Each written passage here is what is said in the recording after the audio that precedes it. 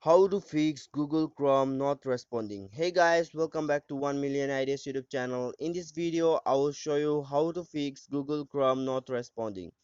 So guys, for this we have to go to our phone settings, and then we have to go to install apps or app manager. I have install apps, so just I will click on install apps, or you can click on app manager. So now just search for Chrome.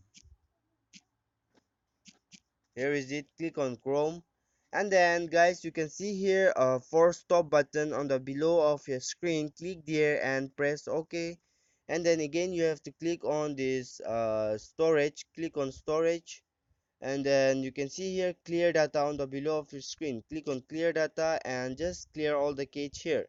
Now go back, and then click on app permission, and you have to allow all the permission here. Now go back to the menu and restart your phone and reopen the Chrome browser. The problem will be solved. Thanks for watching.